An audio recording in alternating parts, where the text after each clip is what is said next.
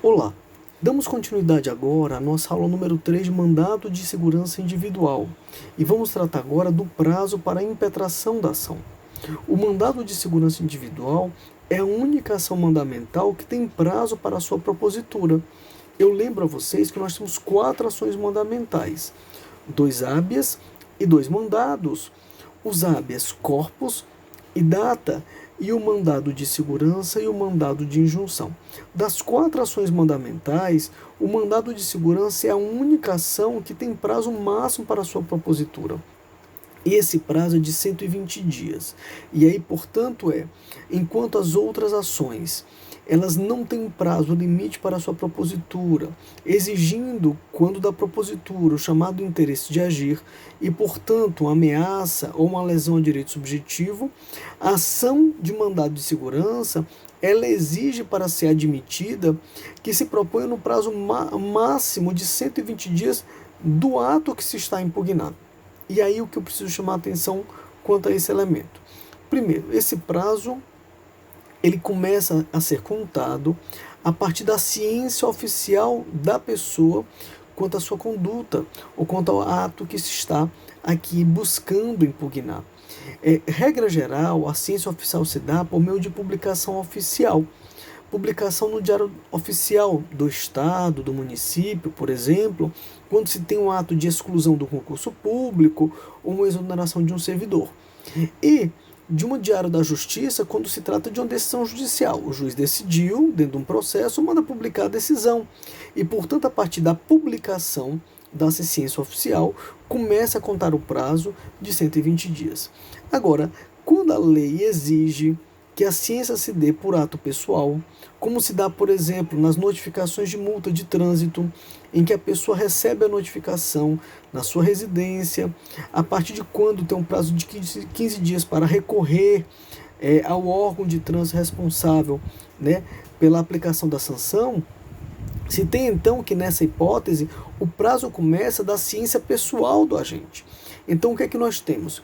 Quando se trata de mandado de segurança, o prazo só começa quando a pessoa interessada em impugnar essa ação, ela tem ciência formal da prática da conduta, ou do ato administrativo, ou do ato judicial.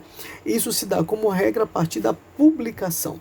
Agora, quando o ato ele é dado a ele, dado ciência dele, por meio de uma ciência pessoal, comunicação pessoal, a partir daquele momento começa a contar o prazo. Contado esse prazo, tem-se, portanto, que, finalizado o prazo de 120 dias, não será mais cabível a ação de mandado de segurança. E aí você diz, mas vem cá, e se o agente ainda precisar de um medido judicial para buscar impugnar o ato judicial administrativo? E aí eu teria de que o mandado de segurança ele será cabível no prazo de 120 dias. Quando ele não for cabível quanto a um ato administrativo, por exemplo, será cabível as ações de rito comum. Então eu diria que teriam 2 caminhos a impugnar os atos administrativos: a ação de mandado de segurança e a ação de rito comum. Por exemplo, uma declaratória de nulidade de ato administrativo, porque o agente foi excluído de um concurso, de um cargo público, ou a pessoa foi excluída de um concurso público. Então ela tinha 2 caminhos a serem seguidos: ou mandado de segurança ou ação de rito comum. E você diz, mas vem cá, ela tinha 2 caminhos, e quando ela opta pelo mandado de segurança, ela faz por quê? Qual o fato que leva ela a ser uma ação de natureza prioritária frente à ação de rito comum? Porque as ações mandamentais elas têm prioridade de julgamento. E aí, portanto, quando se propõe um mandado de segurança, se tem uma ação que vai ser julgada provavelmente mais rápido do que uma ação declaratória de nulidade. Além do que, o rito procedimental dessa ação é um rito sumaríssimo. Propõe-se a ação, o juiz ouve-se a autoridade coatora, que é o impetrado, o juiz ouve o Ministério Público, que é o fiscal da ordem jurídica, e depois ele decide o processo. Então, depois de proposta a ação, ela dá 3 passos e tem o julgamento da ação. Além do que, essa ação ela é incluída na pauta de julgamento antes das outras ações que tem o magistrado consigo, ou concluso consigo. E, portanto, o mandado de segurança, ele termina tendo um elemento que faz com que as pessoas prefiram optar por ele do que optar por uma ação de rito comum. Mas o mandado de segurança tem um prazo máximo para sua impetração, que é de 120 dias a partir da ciência oficial da conduta impugnada. Decorrido esse prazo, ainda poderá ter outro instrumento processual previsto na ordem jurídica, cujo prazo prescricional, como regra, é bem maior do que esse, 120 dias, e ele pode então aderir a esse outro instrumento, como, por exemplo, uma ação declaratória de nulidade. Vamos então avançar um pouco mais. Agora, não se tem o transcurso do prazo de 120 dias quando se tratar de ato omissivo que reiteradamente ele venha a ocorrer. Uma omissão, na verdade, que se renova e se perpetua no tempo. Por exemplo, uma igreja requereu uma imunidade tributária.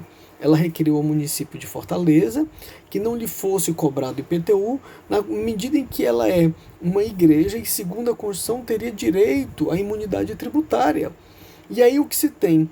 A igreja requereu, mas este IPTU ele se renova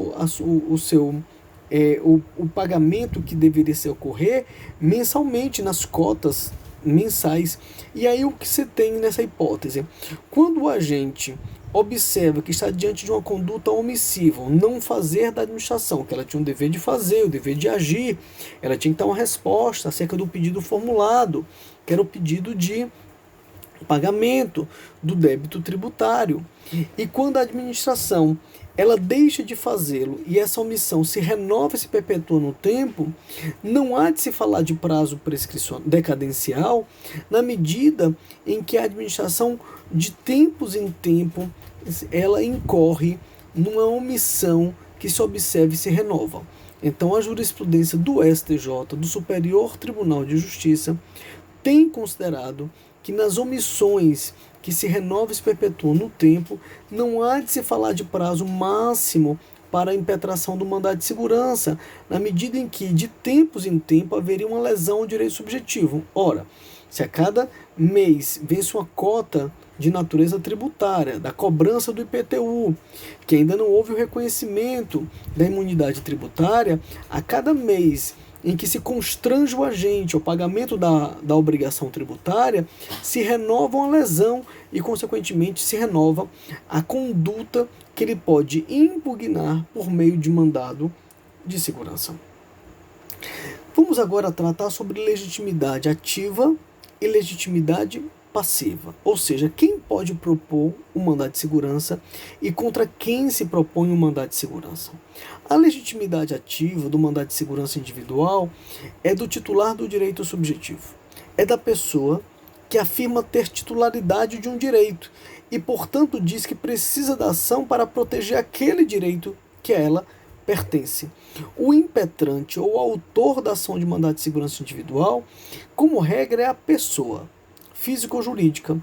A pessoa física que é, por exemplo, o titular do automóvel, que contra este automóvel é lavrado uma infração de trânsito, ou uma pessoa jurídica que contra si foi aplicada uma multa pelo não recolhimento de ICMS. Então, quem pode propor mandado de segurança é quem sofre lesão ou ameaça a direito subjetivo. É a pessoa, seja ela física ou jurídica, nacional ou estrangeira, que sofre as consequências do ato praticado pelo Estado, ato administrativo ou ato judicial. Agora, é possível também propositura dessa ação por meio de entes despersonalizados, como, por exemplo, a massa falida, a herança jacente, a herança vacante, o condomínio. São entidades que não são pessoas. O condomínio não é uma pessoa, a massa falida não é uma pessoa, é um conglomerado de bens, e aqueles bens produzem efeitos jurídicos. Então vamos dizer que o corpo de bombeiros lavre ou autue um condomínio porque os seus extintores de incêndio estão todos vencidos.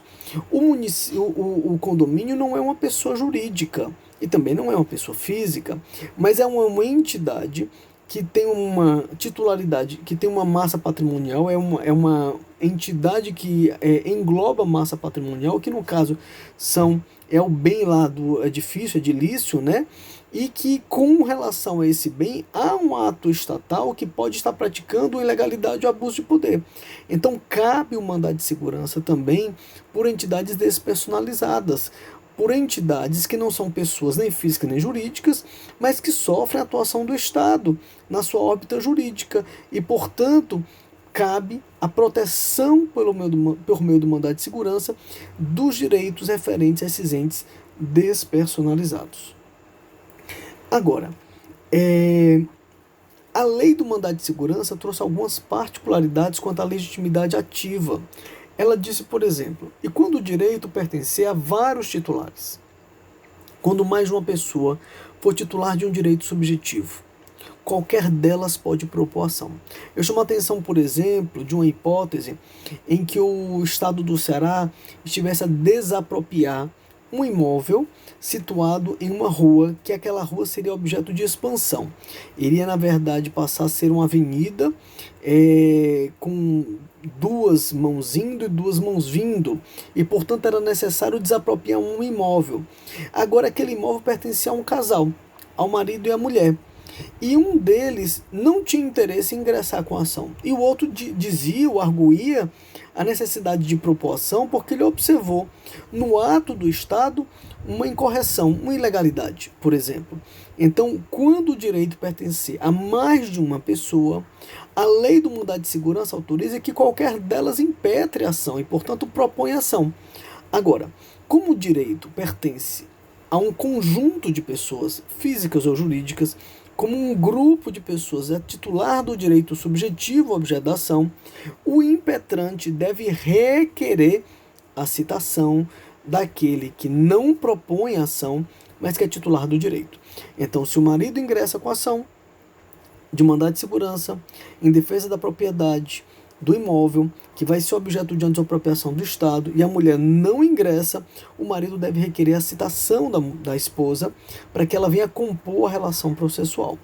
Uma outra hipótese é o direito reflexo. A lei de mandado de segurança trata de uma hipótese de direito reflexo. E o que seria? Vamos dizer que esse imóvel a ser desapropriado ele está locado a uma farmácia. Então, o casal era proprietário do imóvel, e aí ele locou esse imóvel para um estabelecimento comercial, e aí aquele imóvel foi objeto de uma desapropriação. O titular do direito, o casal, se ele não quiser propor ação, e aí a lei diz que quando o titular do direito não faz a propositura da ação, aquele que sofre as consequências do ato de modo indireto, que por exemplo é o locatário do imóvel, ele poderá, notificado depois de transcorrido 30 dias da notificação do titular do direito, propor ação de mandado de segurança. Então, o que significa dizer aqui? Quanto ao ato do Estado, houver uma consequência direta e indireta, e aquele que sofre os efeitos indiretos observa que quem sofre os efeitos diretos, o titular do direito, o titular do imóvel a ser desapropriado no exemplo que eu dei, ele não ingressa com ação de mandado de segurança, mas haveria elementos a justificar a sua impetração, porque, por exemplo, o decreto de desapropriação tem uma irregularidade e que descumpre a lei que disciplina essa hipótese. Então, aquele que sofre efeitos indiretos passa a ter legitimidade ativa para propor ação de mandado de segurança e defender o direito que não lhe pertence, mas pertence a terceiros, que no caso são os donos do imóvel. Nós temos aqui uma hipótese de legitimação extraordinária, em que a lei autoriza um terceiro que não é titular do direito subjetivo, propõe ação em nome daquele que é titular, mas que se omitiu e não propôs a ação. Agora, e qual é a justificativa? Que o impetrante ele sofre as consequências indiretas do ato impugnado. E, portanto, depois de transcorrido 30 dias da notificação do titular do direito e ele não o fazendo, oportuniza-se, abre-se uma excepcional atuação para um terceiro propor. E para finalizar nossa aula número 3, eu queria falar sobre legitimidade passiva do mandado de segurança. Contra quem se propõe o mandado de segurança? O mandado de segurança é proposto contra uma autoridade coatora ou um impetrado. Como regra, é um agente público. Como regra, é uma pessoa física que apresenta uma pessoa jurídica. Como regra, é um servidor que, em nome do Estado, praticou uma conduta e essa conduta está sendo arguída a sua ilegalidade ou a sua abusividade. E, portanto, quem figura no polo passivo do mandado de segurança, a ideia, como regra, é da pessoa física que, em nome do Estado, praticou a conduta impugnada. O prefeito, que homologou uma licitação, ou o governador, ou o secretário de Estado, o agente que exonerou o servidor, o agente que excluiu o candidato do concurso e, portanto, a ação de mandado de segurança, como regra, se volta contra um agente público que apresenta a administração pública e, portanto, atua como se a administração pública fosse no exercício da sua atividade e, portanto, deverá ele ocupar o polo passivo da ação mandado de segurança. Agora, além da autoridade pública que pode ocupar o polo passivo, também pode ocupar a pessoa física que, em nome da pessoa jurídica de direito privado, exerce a conduta impugnada. Uma instituição de ensino cujo reitor se nega a expedir o diploma sem o pagamento dos valores referentes à demonstração da conclusão dos créditos para a graduação. Então, se o estudante se graduou, concluiu todos os créditos necessários para a graduação e a instituição de ensino exige o pagamento de um valor para a emissão da certidão, há uma ilegalidade. E aí você diz, olha, mas se tem aqui então a possibilidade de mandado de segurança, eu digo, olha, é possível esse mandado de segurança porque aquela entidade privada, a instituição de ensino, ela decorre de uma autorização do Estado. Então, ela age como se o Estado fosse. Então, aquelas entidades que têm autorizações estatais para atuarem na educação, na saúde, no transporte, na telefonia, enfim, nessas atividades de concessão ou delegações públicas em que o Estado autoriza um terceiro, um particular, a agir, quando ele faz como se o Estado fosse. E aí cabe mandado de segurança, e esse mandado de segurança é contra a pessoa física que, em nome da pessoa jurídica de direito privado, pratica um ato tido aqui como ilegal. Então é também uma hipótese de legitimidade passiva de pessoas físicas que compõem pessoas de direito privado. A última questão a ser chamada a atenção sobre a legitimidade passiva é a chamada teoria da encampação. É muito comum se incorrer em erro na indicação do polo passivo da ação mandamental. É muito comum se ter dúvidas severas, grandes dúvidas, quanto a quem deve figurar como autoridade coatora na ação de mandado de segurança, por exemplo. Por quê? Porque a máquina administrativa, quando a ação se volta contra um servidor público, por exemplo, é uma máquina com muitos agentes e com muitas atividades e que se encontra dificuldade de estabelecer qual servidor exerce qual função e, portanto, quem é a autoridade que praticou o ato combatido. Então, o que a teoria da encampação visa? Corrigir uma ilegitimidade passiva. Quando se observa que a ação foi proposta contra quem não deveria, qual é a regra no processo civil? Reconhecer legitimidade passiva e extinguir a ação sem resolução de mérito. E, portanto, quando se observa que o impetrante errou na indicação do impetrado, a ideia ordinariamente se traria no direito processual civil é de que a ação deveria ser extinta, por conta, na verdade, de uma ilegitimidade passiva. Mas a jurisprudência, em especial a jurisprudência do STJ, do Superior Tribunal de Justiça, tem reconhecido a aplicação da chamada teoria da encampação. E o que seria essa teoria? Uma correção no polo passivo da ação mandamental. Primeiro elemento, quando se indica, são 3 os requisitos para que se admita ou se aplique a teoria da encampação. Primeiro elemento, quando quem foi indicado era um superior hierárquico de quem deveria ter sido indicado. Então vamos dizer que deveria ter sido indicado um agente público que compõe determinado departamento da Secretaria de Saúde do Estado. Aquele agente foi que praticou a conduta, por exemplo, a conduta de exclusão de uma determinada licitação. Competia a ele na condição de a licitação era conduzida por aquele setor e ele estava então, portanto, com a incumbência de fazer a exclusão e a inabilitação dos agentes que não cumpriam certos requisitos.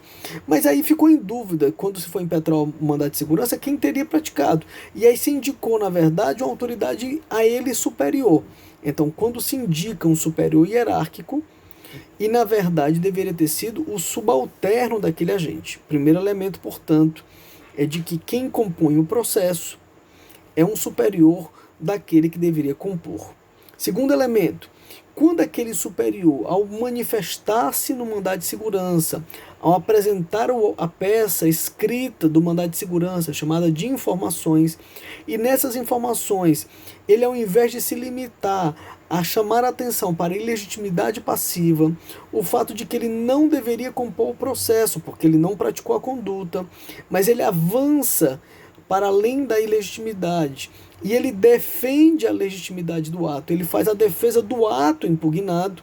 A jurisprudência diz que ele encampa ou que ele traz para si o ato combatido e, portanto, é dizer, ele é um superior que, ao se defender no processo, defendeu a legitimidade, e a jurisprudência diz, se ele era superior, ele poderia ter corrigido o vício, caso esse vício existisse, e, portanto, ele poderia ter tomado para si a solução daquela questão jurídica. E aí ele encampa, e ao encampar é possível a aplicação da teoria da encampação.